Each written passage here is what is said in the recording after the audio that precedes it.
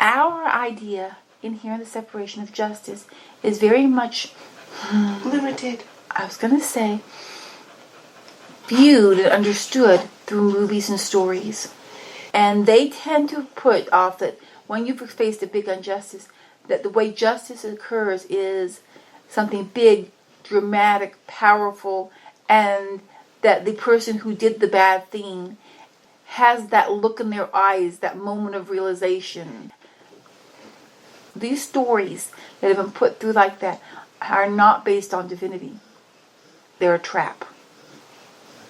Because if you take a populace that are not being treated in a divine way, and whose divinity is crying out for them to be treated in a divine way, it's happened in so many ways and so long. Your divinity is screaming and having an ever-loving fit. They had to make these ones feel that it has to be something extreme. And that will balance everything out. They had to give you an alternate balancing of divinity. It's like there's the real balancing of divinity, but they had to give you some alternate idea of it because everything's crying out for it. So we have to give them something that tastes and looks like it. And so they created these storylines and things, or these moments that people, so that their soul's like, yeah, that's what I want. I want that. It's like a very hungry child, and the parent going to give them some food, but then they see, when you're going into the restaurant, and they have those candy machines. Yeah. And the kid's like, oh, I want that! Because they're hungry and they want food, and that looks good and shiny and sparkly and sweet, and I want that. That's what I want that right now, because I want to have it now. It was created and put there to get their souls to focus on that rather than true realignment to divinity. So it's not that you have to, I can't ever watch a movie that has this in it again. It's not like that. But it's understand that is not the justice. It's not really justice. Because if it were justice, then whatever was done to the victim would have been undone. So that just focuses all your attention on taking down the one who did it. God's undoing what was done. See, he's taking the one who causes the problems and who's continuing to work about causing pain and disruption to divinity. And he's either realigning them and bringing them 100% back into alignment of divinity, or they're being cleaned out. So they can't cause or react anymore. But as he's doing this, everything that they have caused, everything they have done, is also being healed. We are at the process while this is going on, and it's very messy. Yes. So for us, we still have emotional energy pockets throughout our whole body. All the little pains and anger, all still there, and they're being worked on. But we still have them. So we still want this and this and that, and you want it all. I want justice for this thing, and then I want justice for that thing, and I'll just over here for justice for it. And it's like, it is happening. It's happening not on a physical level, so we're not sitting here watching people go whoosh, whoosh. We're not physically watching people going into the singularity. So from our physical perspective, it doesn't seem like anything that much is happening. From the spiritual side, they're like, something's happening. This is like, yes, it is. It's like, but we're in the separation, so we don't see that it's happening.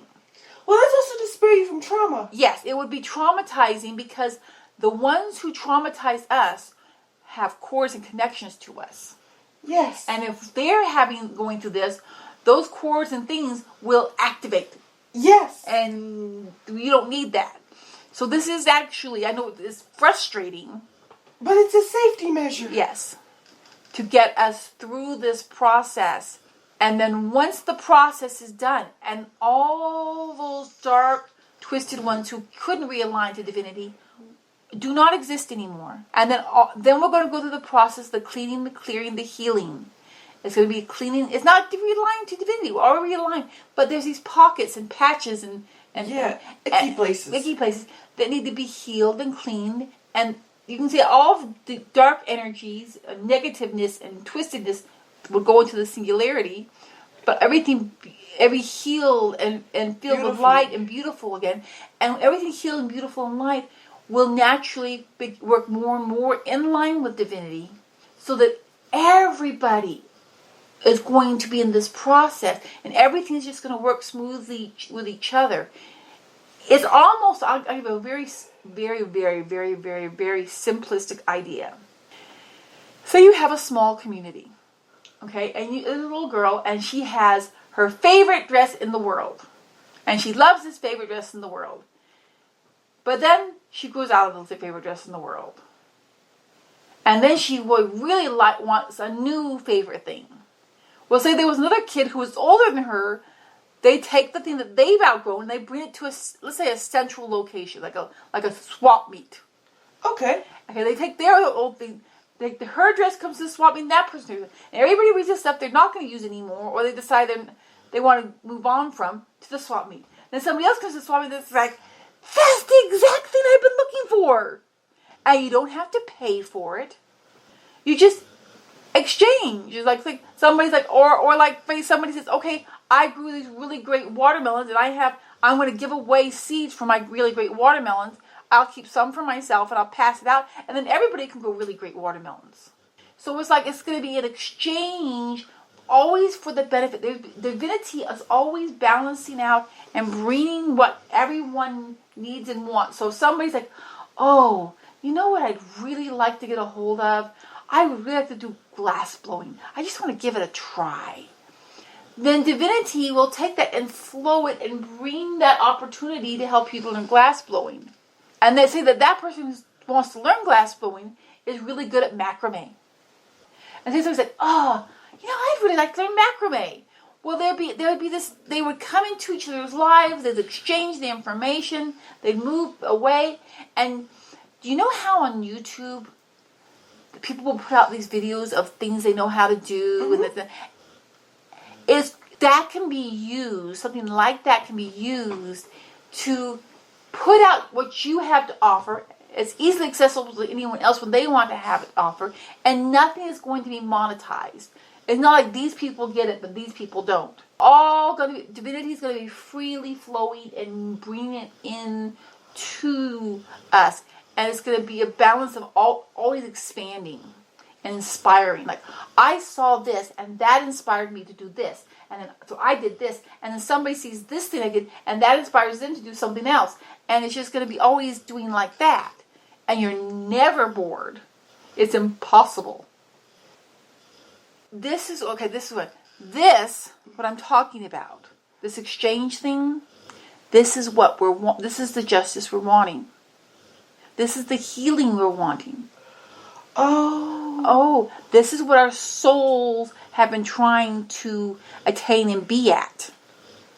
Okay. So when we are experiencing and we are fully in this interchange and space of divine healing and movement, and all that other stuff is clean and gone, and anyone who had tried to thwart or undermine it, they don't exist, nothing about them exists, their ideas, their concepts don't exist, they're gone, then that is true justice.